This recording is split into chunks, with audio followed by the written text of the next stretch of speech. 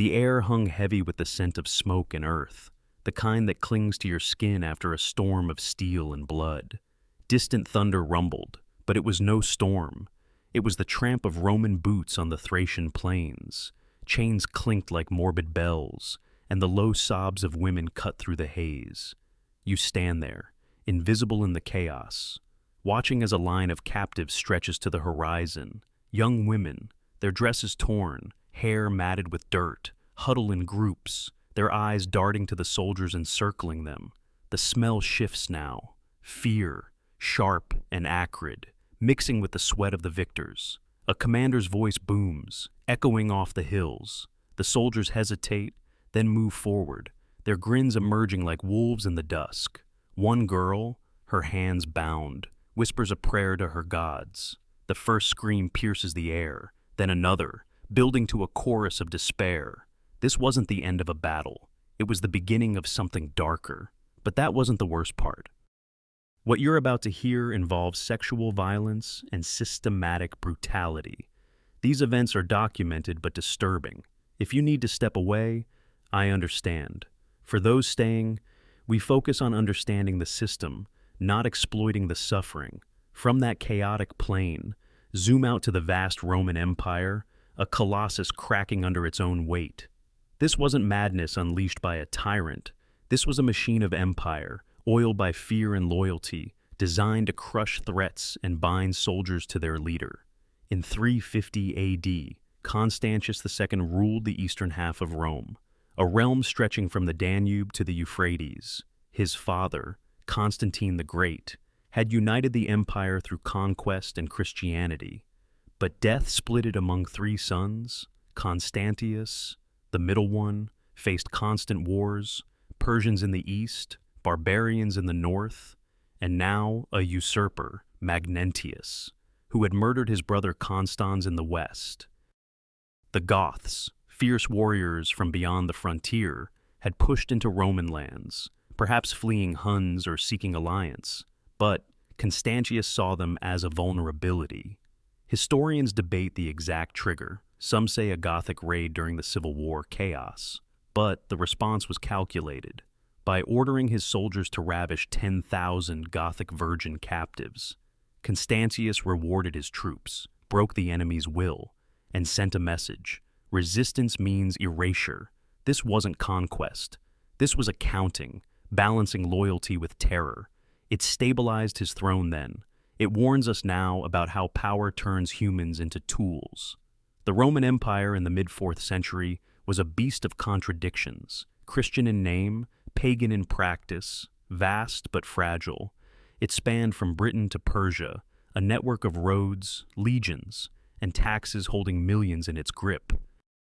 Constantine had made Christianity the favored faith, but his sons inherited a divided church, with Arian beliefs that Christ was created by God, clashing with Orthodox views. Constantius, born in 317 in Sirmium, grew up in this shadow. As a boy, he witnessed his father's triumphs, but also the paranoia that followed.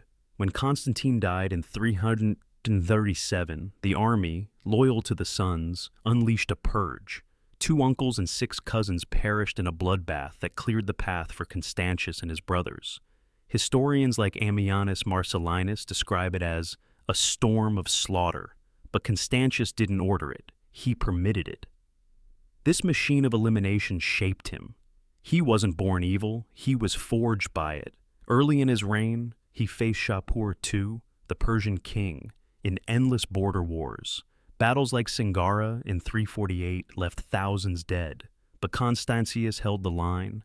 His bureaucracy expanded, spies everywhere, enforcing Arianism through exile and execution. Bishops were banished, churches seized. It was psychological warfare on his own people. Then came the Goths. These Germanic tribes, with their warrior culture and pagan gods, had long skirmished with Rome. In the 330s, Constantine had defeated them, taking hostages. But by 350, as Magnentius rebelled in Gaul, Gothic bands crossed the Danube, perhaps opportunistically raiding or seeking settlement. Constantius, marching west to crush the usurper, saw the Goths as a flank threat. His intelligence network reported their movements, villages burned, supplies seized. The emperor, in his tent amid the legions, pondered.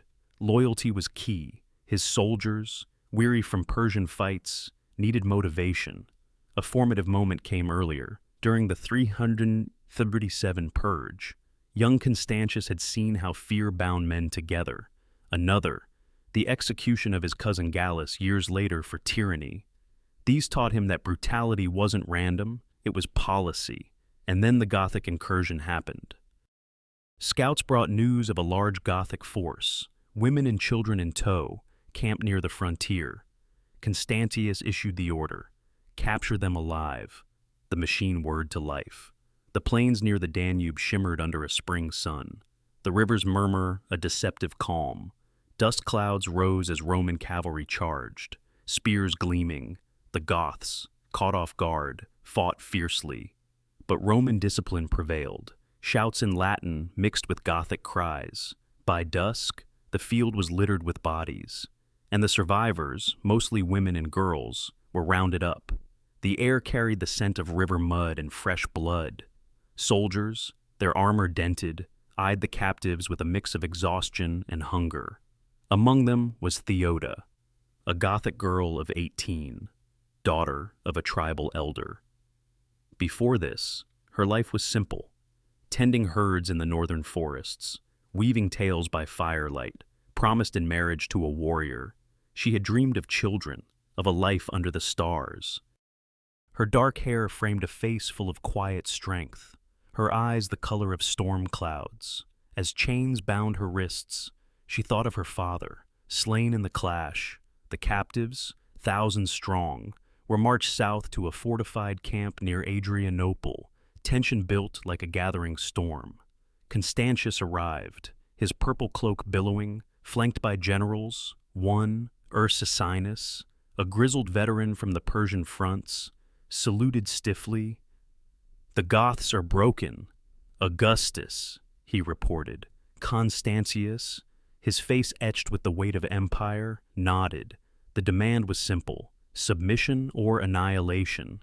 The Goths, through interpreters, begged for mercy, offering tribute, but Constantius refused.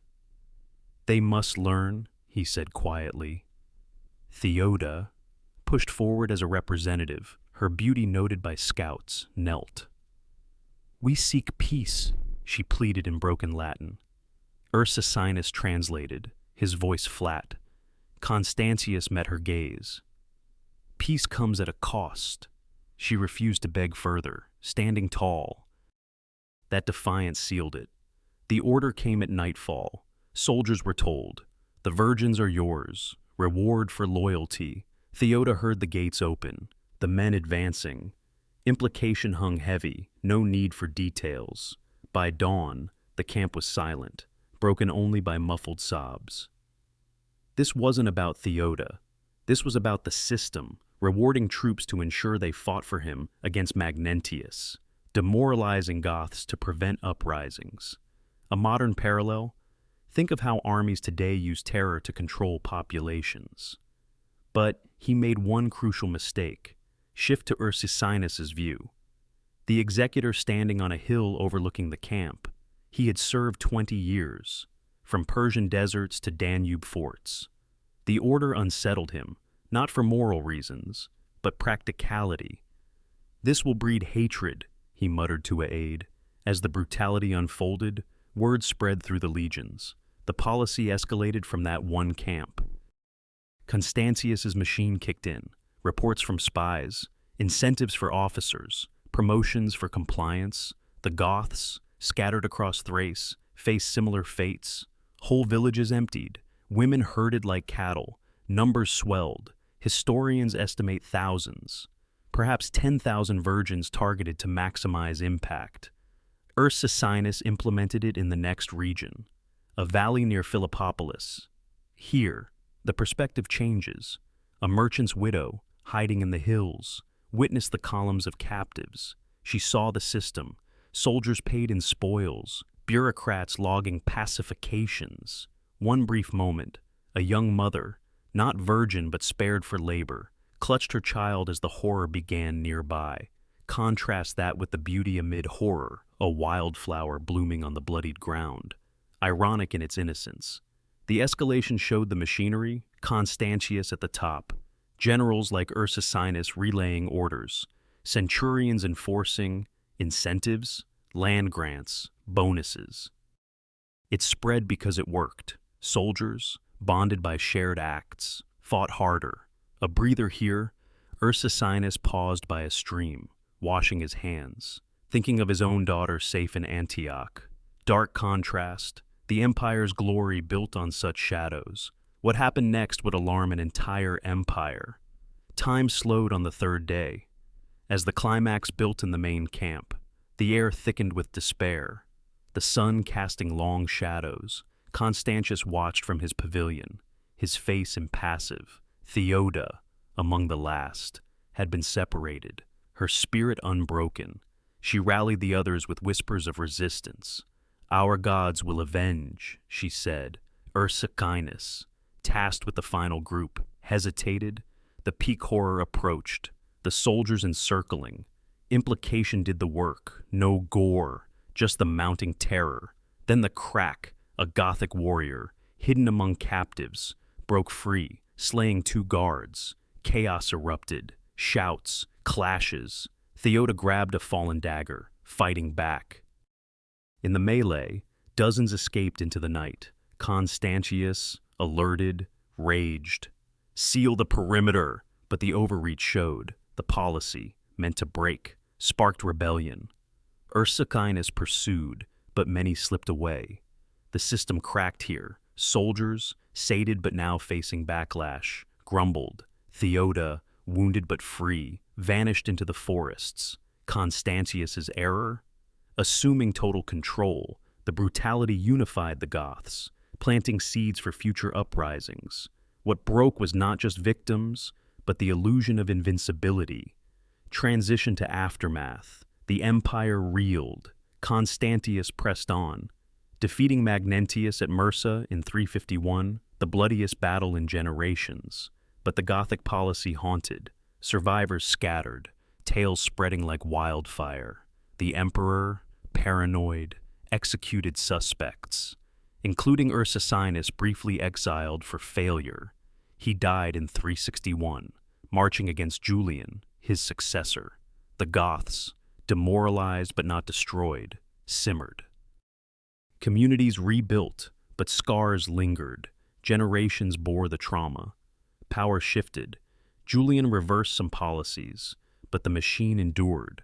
Long term, this brutality foreshadowed the Gothic wars under Valens, culminating in Adrianople in 378. One ironic detail, the documents meant to justify the policy, buried in archives, later condemned Constantius in Christian chronicles. Modern discovery brought it back. In the 20th century, excavations near Adrianople unearthed mass graves and artifacts, chains, women's jewelry from the era. Archaeologist Hans Müller, digging in 1985, found a stone inscription hinting at the emperor's command. It proved the scale, humanizing the victims through bones showing stress. Why it matters. This teaches about power's dark side, how leaders use violence as policy. A grounded parallel, modern conflicts where armies employ similar tactics to control populations. The universal truth, humanity endures, even in erasure's face. Echo the plains, now quiet under time's blanket. What changed? The cries faded, but memory lingers. The victims were meant to disappear, but they didn't. In bones, in stories passed down, in the Goths who rose again. And now they're here with you, because you chose to listen. If this moved you, drop a comment below. What echoes most? History survives through those who remember.